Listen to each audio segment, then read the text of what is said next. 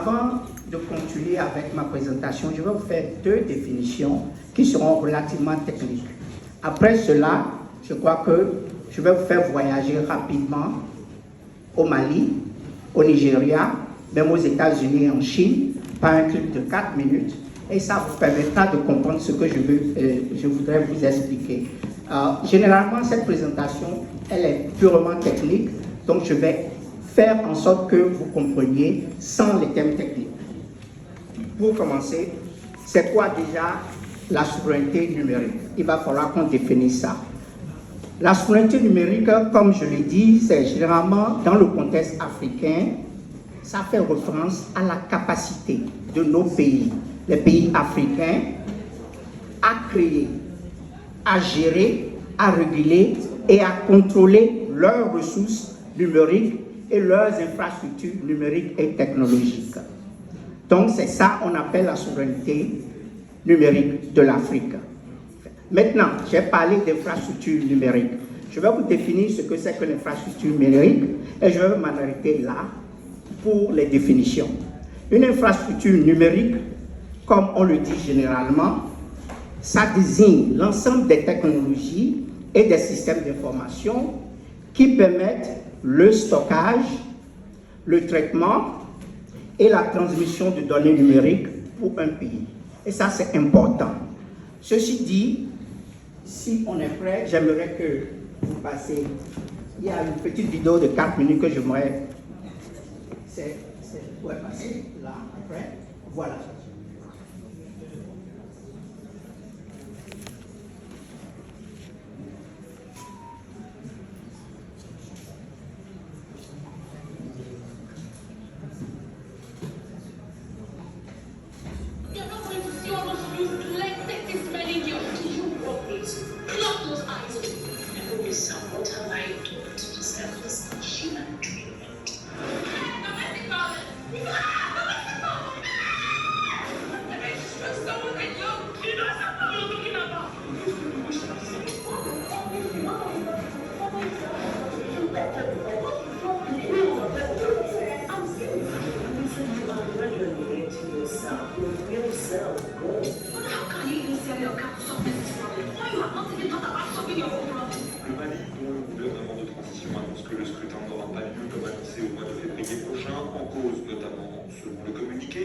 Une entreprise française qui garderait sous clé des données cruciales pour organiser cette élection.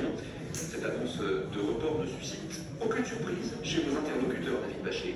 Le report de la présidentielle n'étonne aucun des observateurs et acteurs politiques maliens joints par RFI, sauf peut-être pour les raisons invoquées, à commencer par l'accusation de prise d'otage par une entreprise française des données du RAVEC, le recensement administratif à vocation d'état civil, pour lequel IDELIA a été sollicité en 2018.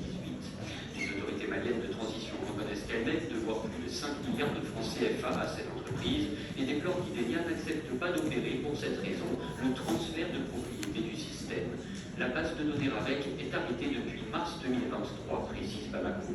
Les autorités fédérales en rêvaient, le gouverneur du Montana l'a fait. Pour protéger les données personnelles et privées des habitants du Montana, du Parti communiste chinois, j'ai décidé d'interdire TikTok au Montana. À partir du 1er janvier 2024, Apple ou encore Google devront cesser de proposer l'application sur leur plateforme sous peine d'une amende de 10 000 $ par jour. Les utilisateurs, eux, ne seront pas inquiétés. La loi devrait faire l'objet d'une bataille juridique. Les décrets pris par l'administration Trump en ce sens avaient tous échoué.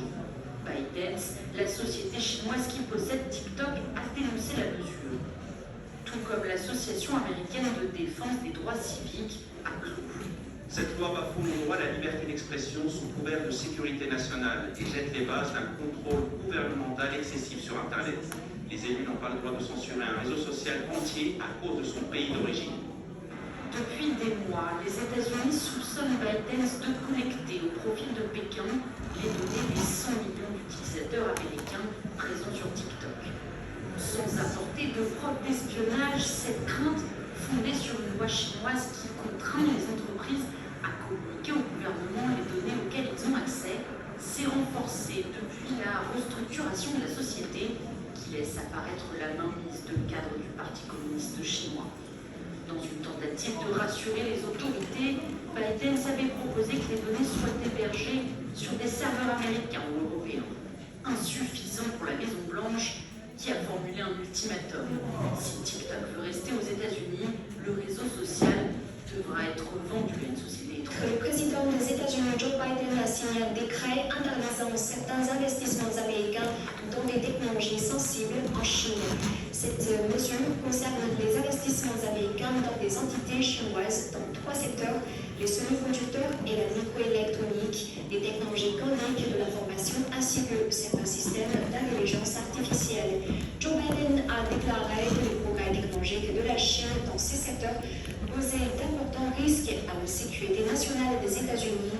Le décret exécutif exige aussi que les financements dans d'autres secteurs des technologies soient soumis à une notification au gouvernement. Ce décret devrait entrer en vigueur l'année prochaine. Merci beaucoup. En fait, c'est un clip de 4 minutes, mais qui met en exergue exactement ce dont je suis en train de parler. Et la première séquence dans ce clip, vous avez vu une séquence de vidéo. Ça, c'est Nollywood. Vous avez peut-être tous reconnu le film. Et Nollywood au Nigeria, c'est, je crois, parmi les plus grandes entreprises de cinématographie dans le monde. Et ce qui fait la particularité de Nollywood au Nigeria, c'est parce qu'ils produisent des films qui reflètent la culture, la tradition, le mythe et les réalités quotidiennes du Nigérian, plutôt que d'absorber ce qui vient de l'extérieur. On parle ici de souveraineté numérique. La plateforme de Nollywood est à 100% nigériane. Aucun intrant extérieur. C'est je voulais montrer cet exemple-là comme une réussite de souveraineté numérique, même si c'est dans le domaine de la cinématographie, mais aussi dans un pays particulier. Donc il y a des choses qui se font. Jusqu'à la création de la plateforme de distribution comme Iroko TV, qui n'a rien à envier à Netflix ou autre. Donc, c'est vous dire qu'en Afrique, il y a de ces genres de solutions. La deuxième séquence, dans ce clip, vous avez vu le Mali. Donc, on a parlé de Nollywood du Nigeria, qui est un succès de souveraineté numérique. Au Mali, sans attribution et jugement par rapport à la discussion entre l'État malien et la société française, vous remarquez quoi? Que les données numériques de tout un pays qui devrait servir aux élections sont dans la main d'une société étrangère, et à cause de cela, on était obligé de repousser les élections parce que les Maliens n'ont pas la clé. C'est de ça qu'on parle d'une certaine souveraineté numérique.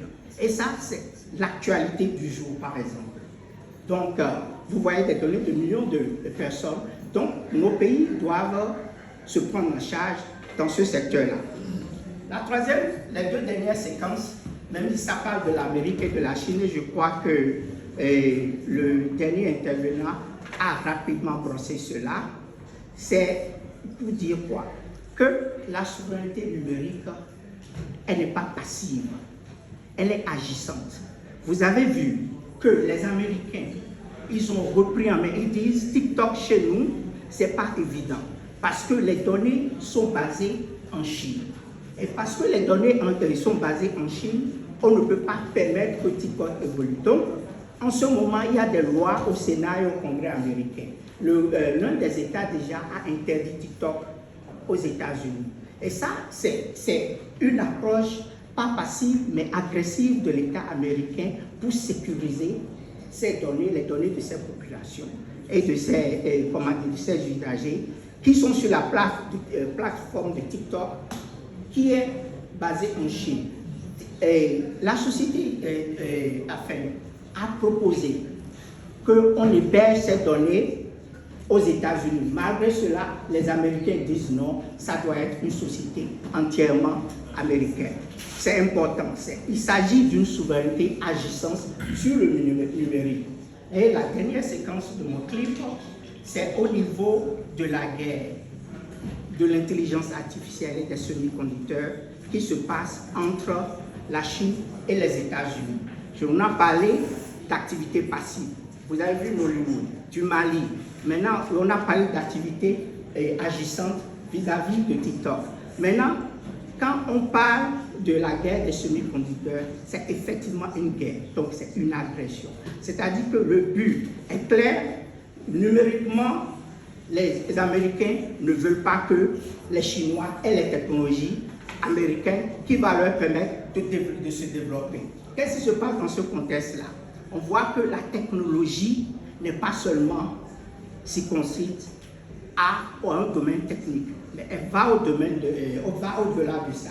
On parle de technologie, mais on parle aussi de développement économique, et on parle d'autres choses, de politique. Donc c'est pour vous dire que quoi?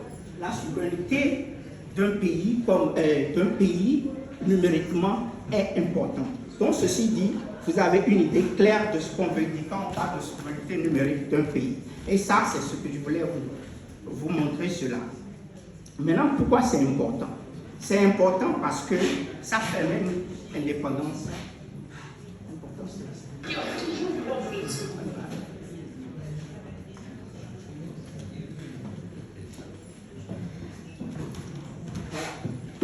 La souveraineté numérique est cruciale pour l'Afrique pour plusieurs raisons. Première raison, il y en a des dizaines, mais je vais m'arrêter à quelques-unes. Indépendance économique et technologique.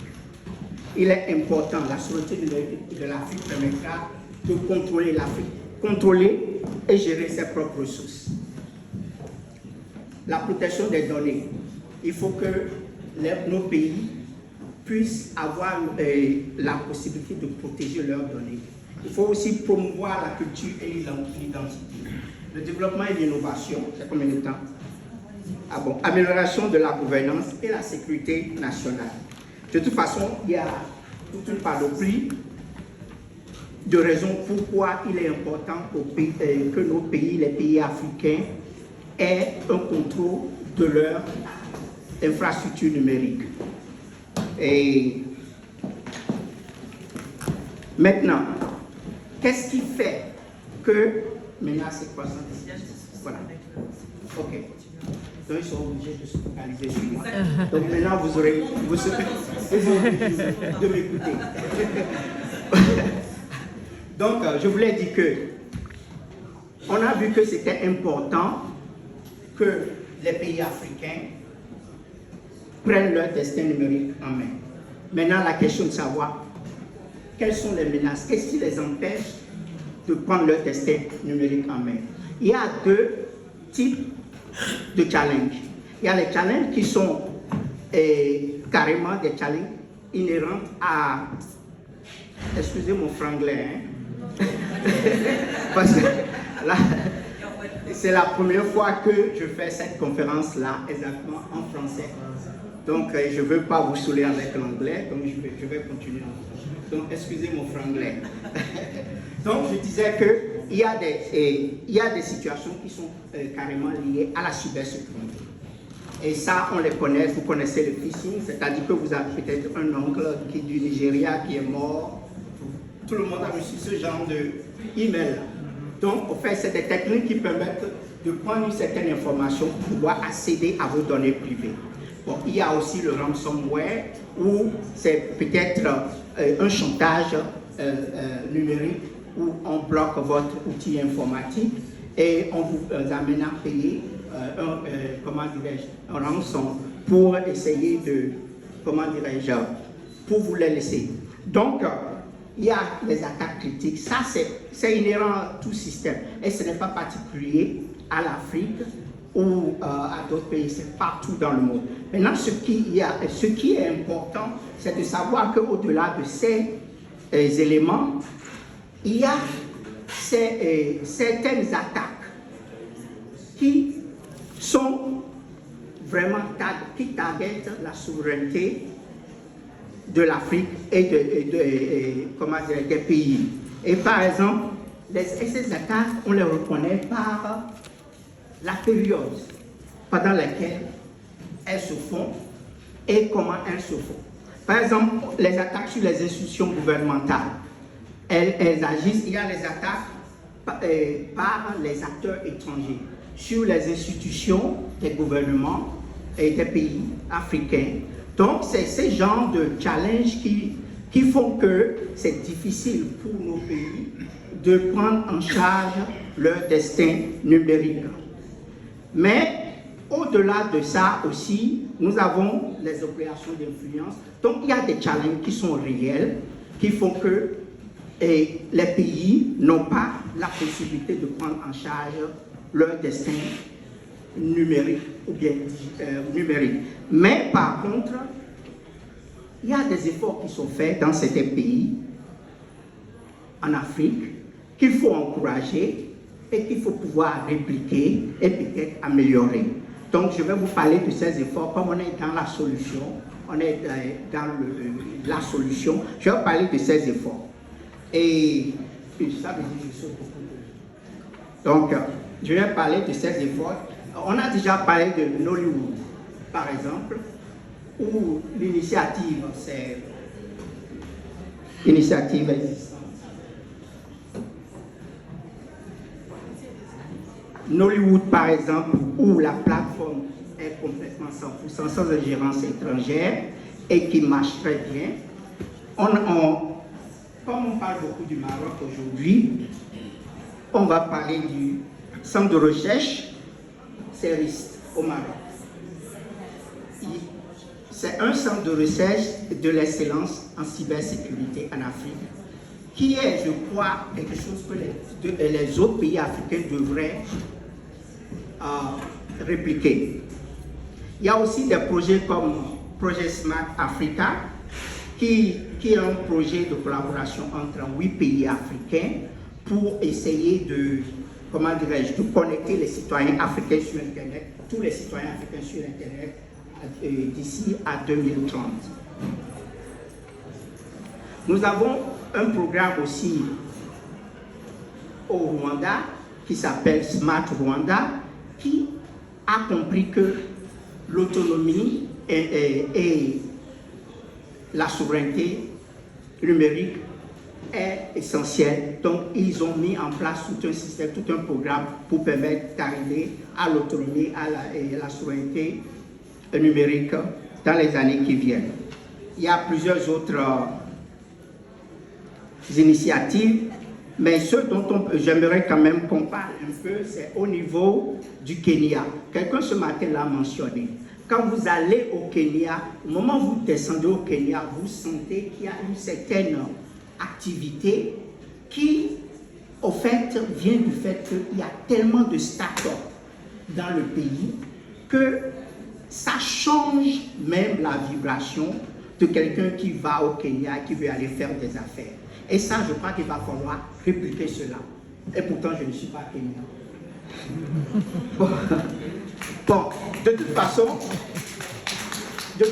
ce que je voulais dire, et je voulais que vous compreniez, c'est qu'il y a des challenges, il y a des initiatives qui sont sur le terrain qu'on peut répliquer, mais au-delà de ça aussi, on peut les améliorer. Et pour l'améliorer, moi, je vais donner 4 solutions. Première solution, c'est la sensibilisation et la formation en cybersécurité. Dans tous les pays africains, on devrait pouvoir investir énormément dans l'éducation, dans la sensibilisation et dans la formation en cybersécurité. Au niveau du gouvernement, au niveau des citoyens et au niveau du business. C'est essentiel. J'ai l'habitude de le dire quand je fais les conférences en Afrique que la cybersécurité, ce n'est pas un concept technologique.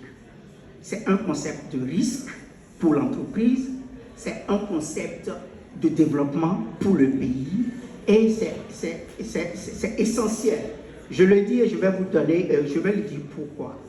Parce que tant que vous n'avez pas le contrôle de votre outil de développement qui est l'informatique ou bien de votre outil de production qui est aussi l'informatique en entreprise, ce n'est pas évident que votre entreprise prospère. Donc c'est important. Il faut aussi des investissements dans les recherches. il faut que les États ou bien le secteur privé investissent énormément dans les recherches. Je crois que celui qui était passé avant moi, il a montré les investissements privés dans l'IA, par exemple, l'intelligence artificielle. C'est important parce que pour avancer, il faut investir dans ce secteur-là. Comme ils le font déjà au Maroc, il faut essentiellement que chaque État africain crée son agence nationale de cybersécurité pour protéger ses infrastructures critiques. Pourquoi? Parce que quand on parle d'infrastructures critiques, par exemple la société de distribution d'eau ou d'électricité, qui sont susceptibles aux attaques de cybersécurité dans des conditions telles qu'elles sont, je crois qu'il y a eu déjà assez d'exemples dans le monde pour montrer que si vous ne sécurisez pas vos infrastructures critiques, que vous êtes dans une situation qui vous ouvre à beaucoup de difficultés. Donc c'est important la création d'une agence de cybersécurité dans chaque pays, mais aussi pour ce que moi je suggère, il faut une collaboration entre les pays africains sur le domaine de la cybersécurité. Parce que la cybersécurité, ce ne sont pas des attaques localisées, c'est des attaques qui sont sans frontières et qu'il est important de pouvoir sécuriser, se sécuriser en sécurisant son voisin. Là, je dis que la cybersécurité, le maillon le plus faible, il faut pouvoir le sécuriser et il peut ne pas être dans votre pays. Donc, vu le temps qui m'est imparti, c'est ce que j'ai voulu partager avec vous.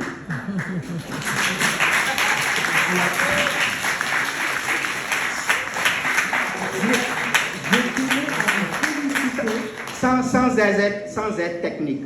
Justement, je tenais à vous féliciter parce que vous l'avez fait en français pour les profanes et donc c'était très agréable, très structurant. J'ai une question qui va vous être adressée.